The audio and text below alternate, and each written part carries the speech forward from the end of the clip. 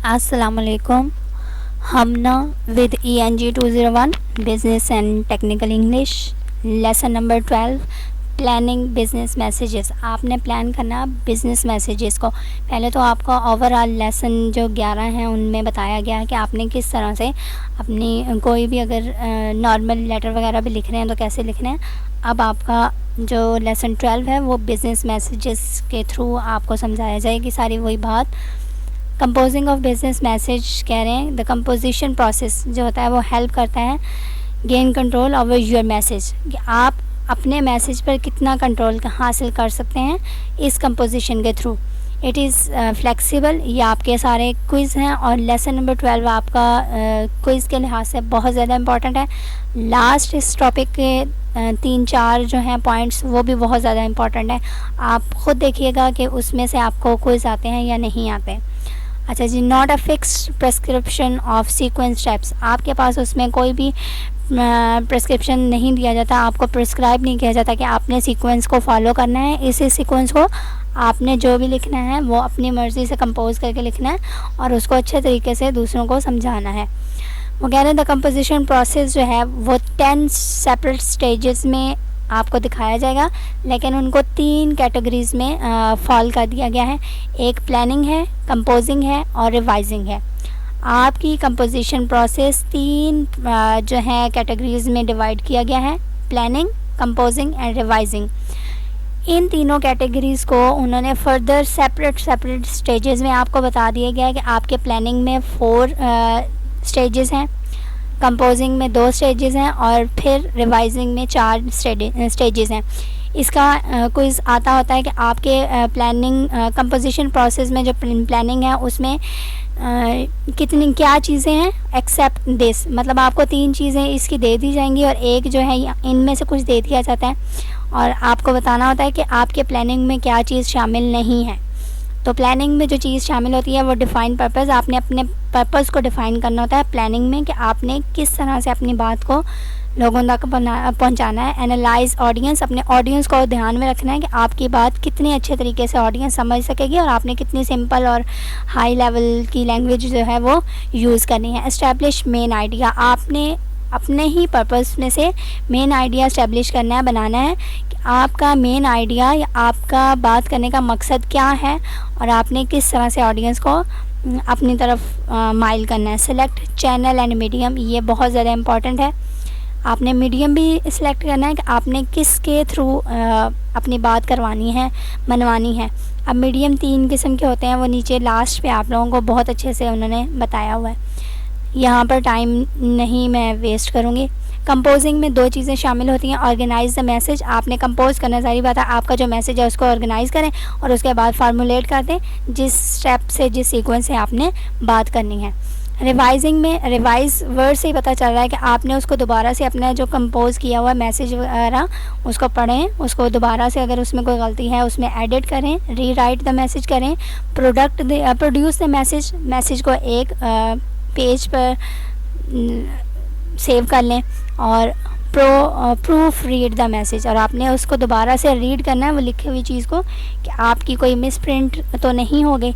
अब जो स्पीच वगैरह बच्चे स्कूल में करते हैं उनमें भी बाकायदा उनको प्रोड्यूस किया जाता है मैसेज कि उन्होंने किस बात पर, टॉपिक पर स्पीच करनी है, और बाकायदा जो पेज होता है उनको कहा जाता है कि वो एक दफ़ा रीड कर लें, उसमें कोई मिस प्रिंट हुआ है तो वो पूछ लें या ख़ुद उसको ठीक कर लें। Guidelines for planning business messages, आपको जो गाइडलाइंस दी जाती हैं बिजनेस मैसेज को प्लान करने के लिए वो क्या होती हैं? शार्पनिंग योर स्किल, आप अपने स्किल्स को, सलाहियतों को शार्पन करें और ज़्यादा बेहतर करें। टेक्नोलॉजी है इसमें, कोलैबोरेशन है और स्केड्यूलिंग है। शार्पनिंग योर स्किल्स में आपका जो आ जाता है overcoming the fear of blank page, आपने अपने आप को उस डर से, उस खौफ से ओवरकम करना है।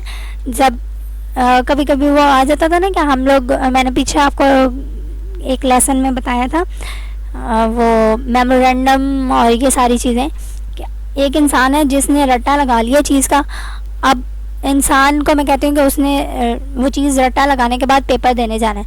अब क्वेश्चन जो है शायद वही हो जिस क्वेश्चन का आंसर का उसने रट्टा लगाया, लेकिन वो क्वेश्चन चेंज होके दिया जाए उस इंसान को ये नहीं पता होगा कि उसका आंसर उसने यही लिखना है। क्यों? क्योंकि उसने रट्टा लगाया, उसने ना क्वेश्चन को समझा ना आंसर को समझा, और जस्ट एक रट्टा लगा के वो पेपर देने चला गया है। तो ये जो फियर है कि आपका ब्लैंक पेज जब आपके पास आ जाए, मतलब आप ब्लैंक माइंड चले गए और आपको एट अ टाइम बताया जाए, एट अ मोमेंट बताया जाए कि आपने इस टॉपिक पे बात करनी है, तो आपके पास इतनी वो क्या कहते थे सलाहियत हो कि आप अपनी बात जो है एट द स्पॉट स्टार्ट कर सकें।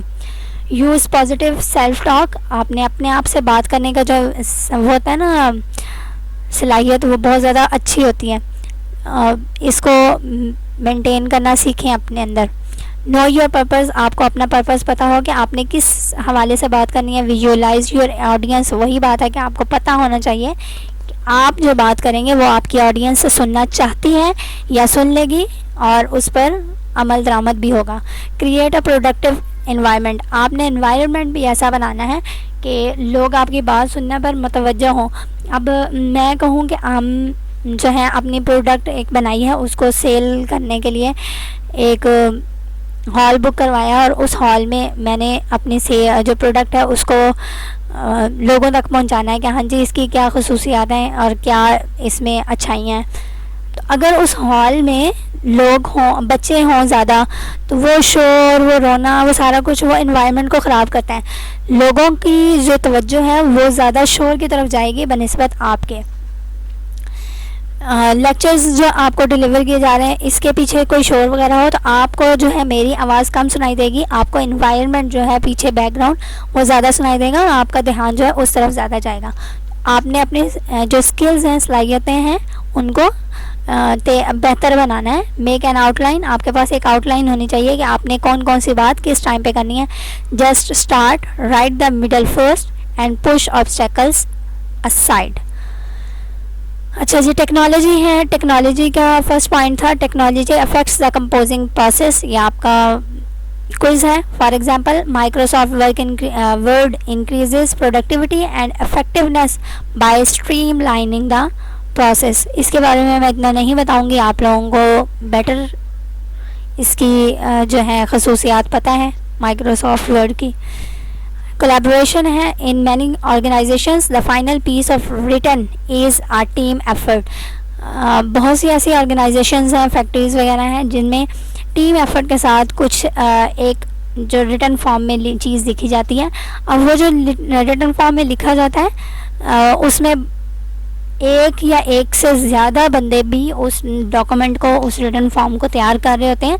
एक फ़ाइनल जो चीज़ उन्होंने पेश करनी होती है। स्केड्यूलिंग है। Allotting time properly is very important. आपका जो टाइम है, आपको कहा गया है कि आपने एक लेटर लिखना है और आपको टाइम दे दिया गया 1 घंटा, तो आपने मस्ट है कि उसी 1 घंटे में उस लेटर को रिवाइज़ भी करना है, उस लेटर को आउटलाइन भी देनी है, उसको उसमें लिखना भी है, उसको दोबारा से रिव्यू भी करना है। सब कुछ करके 1 घंटे के अंदर आपने लेटर हैंड आउट करना है।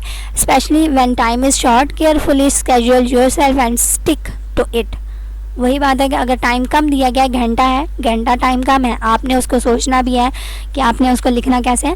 इसकी एग्जांपल आपकी अपनी जो असाइनमेंट आई हुई थी प्रपोज़ल की, उसमें पहले आपने सोचा, फिर उसको एक अपने माइंड में बनाया, पॉइंट्स बनाए, फिर पॉइंट्स को आगे आपने फर्दर उसको कहा कि आप ये वाला पॉइंट फर्स्ट स्टेप पे लिखोगे, ये सेकंड पे, ये थर्ड पे। तो ये जो टाइम है ये बहुत ज़्यादा मायने रखता है और वैसे भी टाइम बहुत ज़्यादा इंपॉर्टेंट है। डिफाइनिंग योर पर्पज़, आप जब अपने पर्पज़ को डिफाइन कर रहे होते हो तो आपने डिसाइड क्या करना था, हाउ टू प्रोसीड। आपका फर्स्ट स्टेप कि आपने उसके आगे प्रोसीड कैसे करना है, उस काम को आगे लेके कैसे चलना है। How to respond to the audience, वही बात बार बार आपको बताई जा रही है। शायद आप लोग थक भी गए हो मेरी बात सुन सुन के कि अपने ऑडियंस को आपने ये चीज़ बतानी है कि आप जो कह रहे हैं उससे ज़्यादा अच्छी बात उनके लिए कुछ और हो ही नहीं सकती। जब ऑडियंस को या लोगों को ये यकीन हो जाता है कि जो बात हम कह रहे हैं तभी उस पर रिस्पॉन्ड होता है, तभी वो आपकी बात पर रिएक्ट करते हैं और आपकी बात मानते हैं। Which information to focus on and which channel और मीडियम टू यूज़, बार बार यही चीज़ आ रही है इस लेसन में कि आप कौन सा चैनल यूज़ करें और मीडियम कौन सा यूज़ करोगे अपनी बात को लोगों तक पहुंचाने के लिए, और किस बात पर आपने फोकस करना है।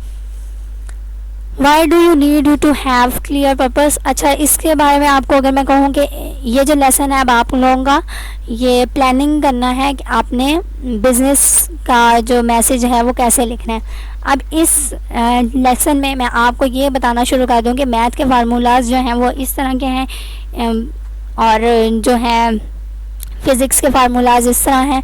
तो ये सारी चीज़ें एक ऑकवर्डनेस की तरफ लेके जाएंगे। जिस इंसान ने मेरी बात सुननी भी होगी वो भी एट द स्पॉट जो है मेरी बात सुनना बंद कर देगा और बात ख़त्म। तो ये जो चीज़ है ये नहीं करनी हमने, और इस पर ज़्यादा तवज्जो देनी है। Why do you need to have clear purpose. इसको देख लें कि आपको क्या ज़रूरत है कि आपका पर्पस क्लियर हो। इसके लिए उन्होंने एक एग्जांपल दी है। वो कह रहे हैं कि आपको सपोज़ कर लें कि आपके बॉस ने आपको कहा है कि आपने एक मेमो लिखना है describing the company policies on vacation time. Company की पॉलिसीज़ लिखनी है कि आपका वेकेशन टाइम में कंपनीज़ की क्या क्या पॉलिसी है, आपकी कंपनी में कब छुट्टी होगी, आपने कब आना है, आपने काम कब करना है, रेस्ट कब होगा, ये सारी चीज़ें। This is a fairly broad topic. और आपको पता है कि ये जो कंपनीज़ की पॉलिसीज़ हैं ये बहुत ज़्यादा ब्रॉड होती हैं, जितनी मर्जी बातें कर ली जाएँ कुछ ना कुछ रह ही जाता है। तो व्हाट शुड यू से, knowing the purpose of your message will help you make important decision about it। अब हमें ये पता है कि हम लोगों ने पॉलिसीज़ लिखनी है। अब पॉलिसीज़ ये तो नहीं होंगी कि आप जो है अपने बच्चों को ले आएँ और बच्चों के साथ जो है आपको यहाँ पर रेस्ट दिया जाएगा, आप खाना खाना जा सकते हैं, ये चीज़ें इसमें नहीं होंगी। ठीक है, तो हमारा जो पर्पज़ है वो क्या है कि पॉलिसीज़ को डिस्क्राइब करना है। अब उसके लिए उन्होंने कहा है कि आप डिसाइड वेदर टू प्रोसीड। आप डिसाइड करो कि कब आपने प्रोसीड करनी है, कौन सी बात कब करनी है। Many business messages have little practical purpose and should not be composed at all. बहुत से ऐसे मैसेजेस हैं बिज़नेस मैसेजेस जिसमें बहुत ज़्यादा कम जो है प्रैक्टिकल पर्पस उसमें सामने आता है, नज़र आता है, और कंपोजिंग तो बिल्कुल भी नहीं होती। They should be put on hold until you have a more practical purpose. और उनका जो बात होती है, अब ये जो पॉलिसी मैंने कहा है ये पॉलिसी उनकी होती है जब तक उनको वो पॉलिसी काम कर रही है वो ठीक है। जैसे उनको लगा कि हमारी ये पॉलिसी काम करना बंद हो गई है, उन्होंने अपना जो पर्पस है वो चेंज कर दिया और पॉलिसी चेंज करने के बाद दोबारा से इम्प्लीमेंट लगा दिया। मतलब प्रैक्टिकली कोई ऐसा पर्पस उस कंपनी में नहीं होगा जिस पर साल हर साल इम्प्लीमेंटेशन हो। रिस्पॉन्ड टू ऑडियंस, वही बात है कि आप जो बात कर रहे हैं उसमें ऑडियंस का मतलब रीडर्स या लिसनर्स। ऑडियंस कौन होते हैं, रीडर्स या लिसनर्स। आपको मैंने पहले भी बताया था, बार बार ये बात इसलिए बताती हूँ कि भूल ना जाए। ऑडियंस दो किस्म के होते हैं।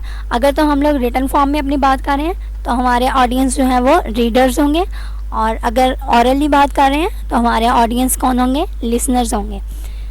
अच्छा, इन्होंने लिखा हुआ है if you are not certain that your purpose is composing a message is compatible with the audience purpose you are likely to deliver irrelevant material। वही बात है, अगर आपको पता नहीं है कि आपकी ऑडियंस क्या सुनना चाह रही है या आपकी ऑडियंस जो है किस बात पर आपके साथ एग्री करेगी, तो इसका मतलब यह है कि आप जो है irrelevant मटेरियल दे रहे हैं, उनको डिलीवर कर रहे हैं। irrelevant सिंपल वर्ड में कहूँ तो इधर उधर की बातें कर रहे हैं, जो वो सुनना चाह रहे हैं वो नहीं उनको सुनाया जा रहा। फोकस ऑन द कंटेंट, आपने फोकस करना है जो चीज़ जिस बात पर आप जिस मैसेज पर आप बात करना चाह रहे हैं उसी पर आपका ज़्यादा फोकस हो। और इन्होंने लिखा है if you include extra information in your message, अगर आप बहुत ज़्यादा एक्स्ट्रा लार्ज इन्फॉर्मेशन अपने मैसेज में डाल रहे हो तो इस तरह से ऑडियंस के ऊपर लोड होगा और वो बात फिर से आपकी नहीं सुनी जाएगी। एस्टेब्लिश अ चैनल और मीडियम, चैनल और मीडियम जो है उसको एस्टेब्लिश करना बहुत ज़रूरी है। अब the choice of channel and medium has a direct influence of the purpose, ये आपका क्विज़ है। For example writing a message for the whole department would most likely make you email it for ease of distribution.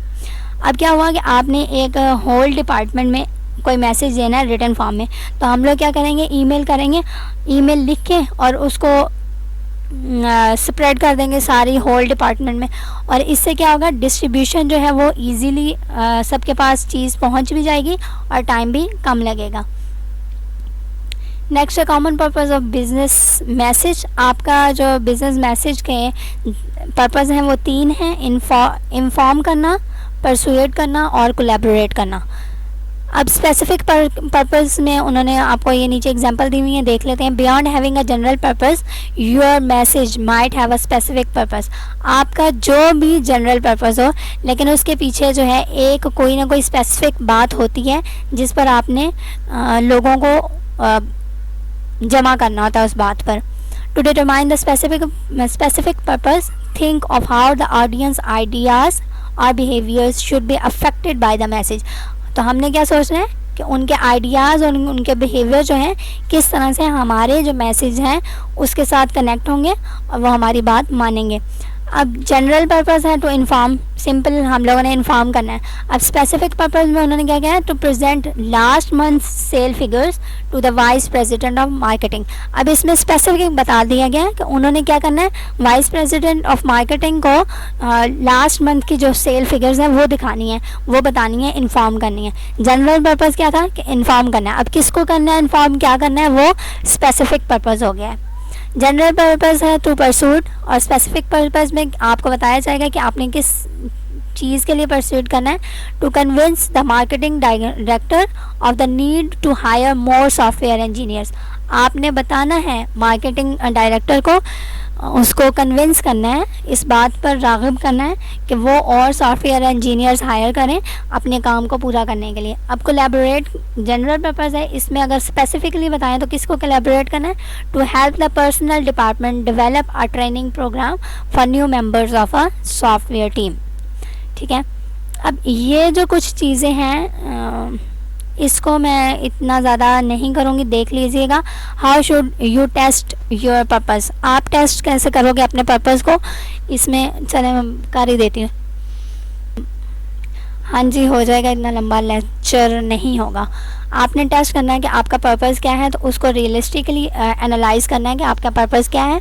आप जो बात कर रहे हो वो लोग सुनना भी चाहते हैं या नहीं सुनना चाहते।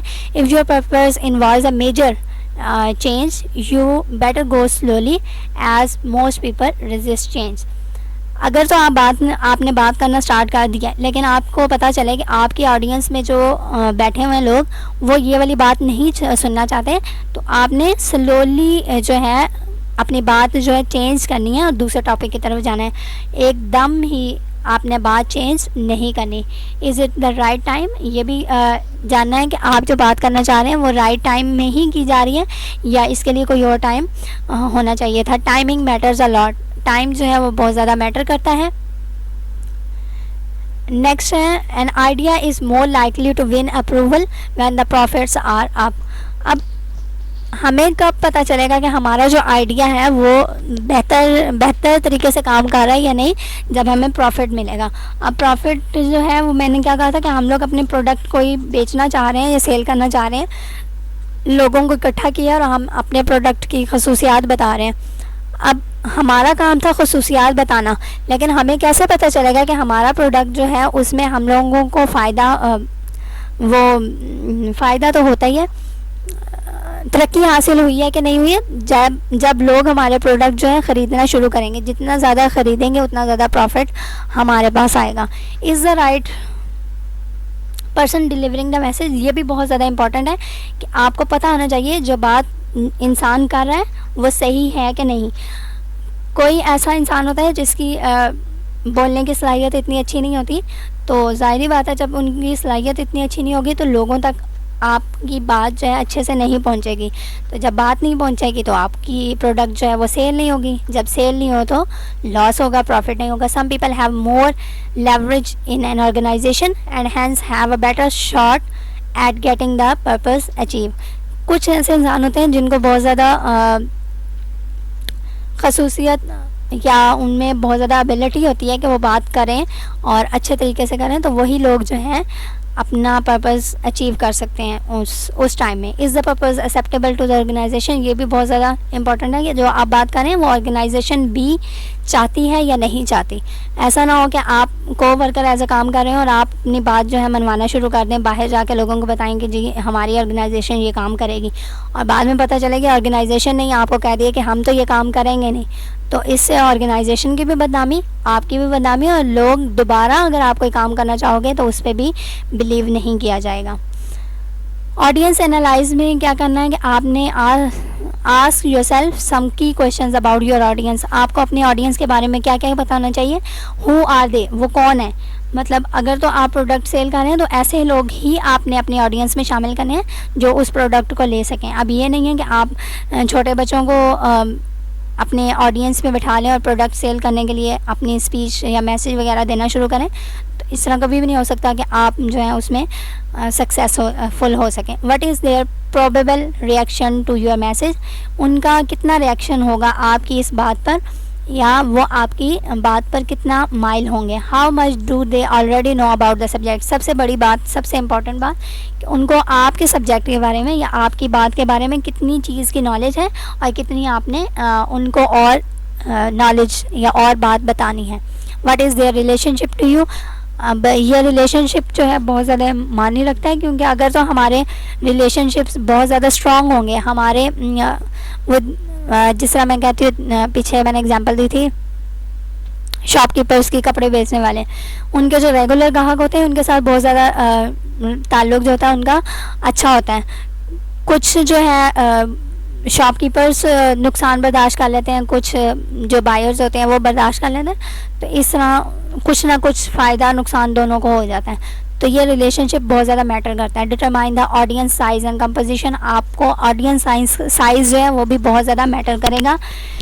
अगर तो आपकी ऑडियंस बहुत ज़्यादा है तो आपकी आवाज़, आपकी जो वॉइस है वो पूरी ऑडियंस तक जानी चाहिए। ये नहीं है कि आप ये जो फ्रंट में 3 रोज़ बैठी हुई हैं उन तक आपकी आवाज़ जा रही है और पीछे बैक बेंचर्स में किसी ऑडियंस को आपकी आवाज़ आ जाए, तो वो क्या होगा, आपको फिर नुकसान उठाना पड़ेगा। आगे वाले जो लोग हैं वो तो आपकी बात सुन लेंगे और शायद समझ भी लें, लेकिन पीछे वालों को आपकी बात समझ नहीं आएगी। और ये दोनों पॉइंट्स भी कुछ ऐसे ही हैं, देख लीजिएगा इनको। नीचे भी कुछ पॉइंट्स हैं, सारी चीज़ वही है, बार बार बस जो कहते थे ना लफ्ज़ों की हेरा फेरी, वो किया करके इन्होंने पॉइंट्स ज़्यादा बनाए हुए हैं। स्टेसी कह रही है satisfy your audience information needs. आपने ये उनको यकीन दिलाना है कि जो उनको चाहिए ऑडियंस को वही आप उनको दे रहे हैं, वही चीज़ आप उनको पेश कर रहे हैं, उसके अलावा कोई भी ऐसी चीज़ नहीं। What does the audience want to know, ऑडियंस क्या जानना चाहती है आपके प्रोडक्ट के बारे में और आपने क्या बताना है।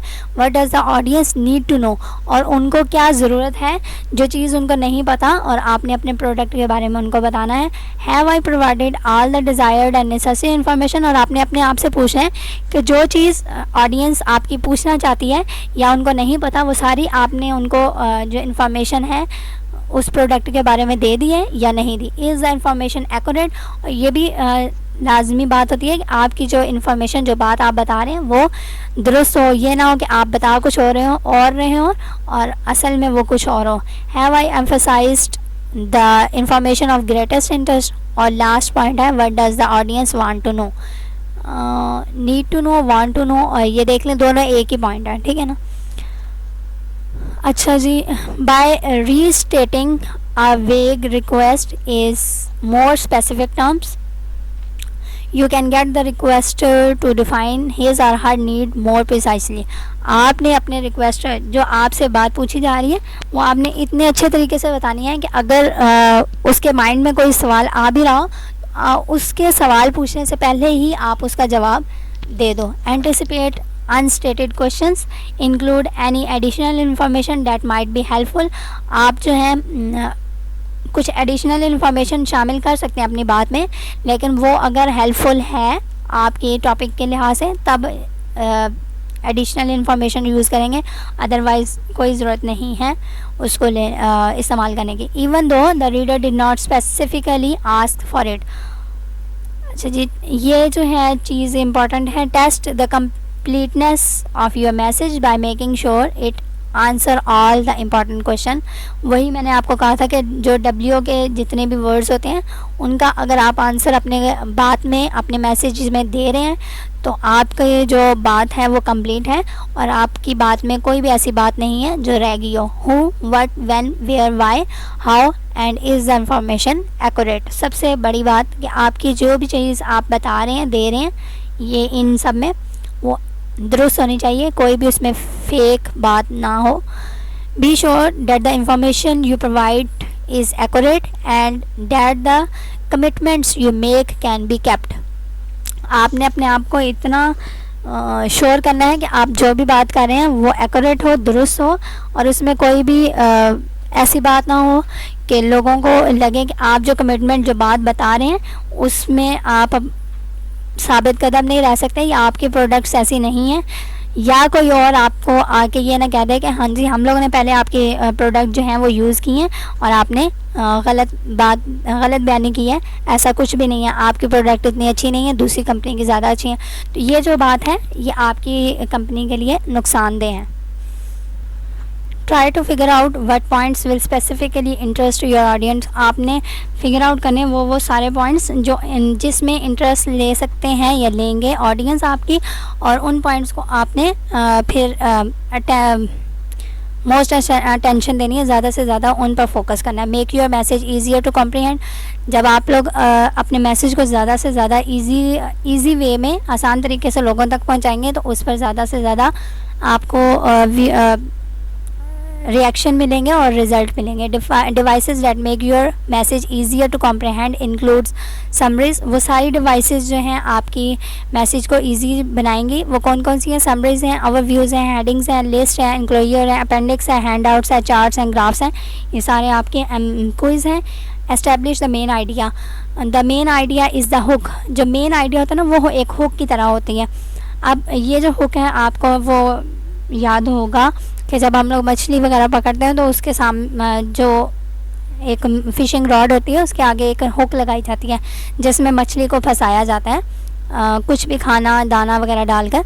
तो वही काम आपने अपने ऑडियंस के साथ करना है कि आपने उनको एक मेन आइडिया देना है और हुक के थ्रू आपने ऑडियंस को अपनी तरफ माइल करना है और उनको सजेस्ट करना है कि जो बात आप कर रहे हो वो ठीक है और कुछ भी नहीं। ब्रेनस्टॉर्मिंग टेक्निक्स बहुत ज़्यादा इंपॉर्टेंट हैं। ये आपकी फिर से जो हैं क्विज़ में आएंगे, मतलब आपको कहा जाएगा कि these are the points of brainstorming techniques except. आपको 4 ऑप्शन दे दिए जाएंगे, 3 इनमें से होंगे और 1 किसी और में से होगा, तो आपने उसको जस्टिफाई करना है। स्टोरी टेलर्स टूर, आपने वो सारे जो हैं ब्रेनस्टॉर्मिंग का मतलब क्या था? लोगों को फ्रेश माइंड करना। आपकी बात एक जो है सुनते सुनते लोग थक जाते हैं, उसमें आप कोई फ़नी मोमेंट ऐड करो, कोई अपना स्टोरी जो आपने टूर वगैरह किया हो उनको डालकर ब्रेनस्टॉर्मिंग करो, मतलब लोगों के जो ब्रेन है वो फ्रेश करने हैं। रैंडम लिस्ट होगी, FCR वर्कशीट होगी, जर्नलिस्टिक अप्रोच होगी, और लास्ट जो है बहुत ज़्यादा मेन है question and answer chain. Brainstorming बहुत ज़्यादा मैटर करती है क्वेश्चन एंड आंसर चेन में। मतलब जब आपने अपनी बात कर ली है तो उसके बाद कहा जाता है कि कोई क्वेश्चन है तो पूछ लें।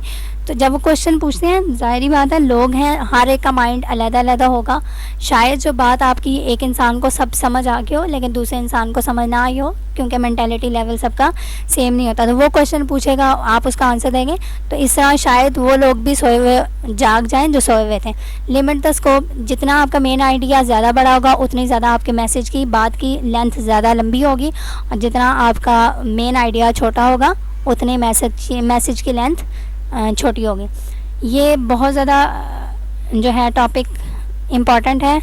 इसको आप, मैं कहती हूँ, हमारी बायो वाली टीचर कहते थे फिंगर टिप्स पे आपने याद करना है। ये कुछ लाइनें हैं, 4 4 8 9 10 11 भी नहीं 10 कर लें, इनको एज इट इज़ आपने याद कर लेना है। मैं भी कोशिश करूँगी बार बार बोल कर आपको याद करवाने की। कह रहे हैं अप्रोप्रिएट चैनल एंड मीडियम। सबसे बड़ी जो चीज़ होती है वो आपकी होती है कि आप किस मीडियम को यूज़ करते हुए अपनी बात जो है लोगों को समझाना चाह रहे हैं। 3 किस्म की मीडियम्स होते हैं, जबकि आपको मैंने बताया था फर्स्ट चैप्टर में कि कम्युनिकेशन 2 टाइप्स की होती हैं, ऑरल और रिटन कम्युनिकेशन।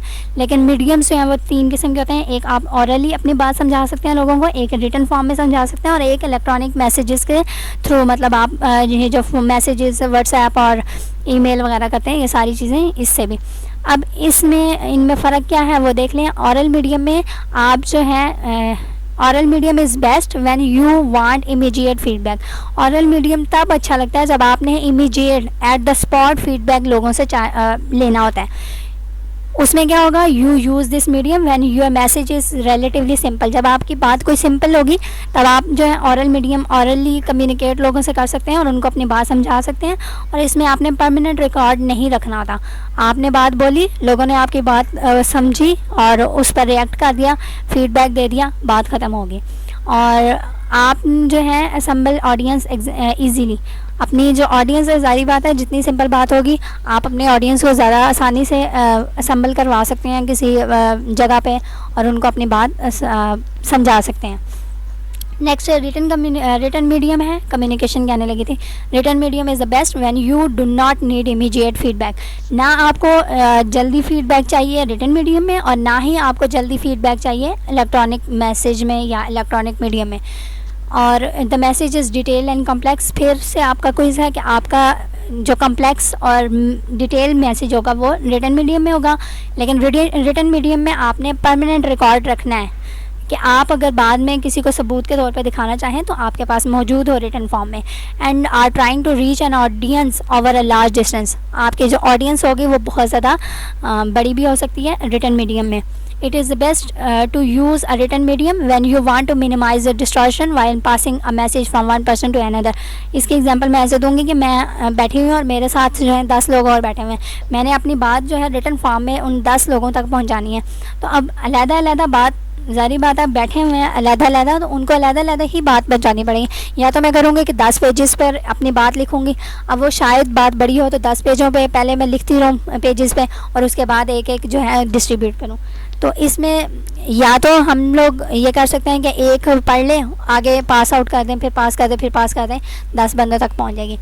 अब इसमें जो हमने काम करना है वो क्या करना है, पासिंग जो प्रोसीजर हो रहा है उसमें डिस्टॉर्शन कम से कम करनी है, लोग उससे अफेक्ट ना हो और लोगों तक आपकी बात पहुंच भी जाए।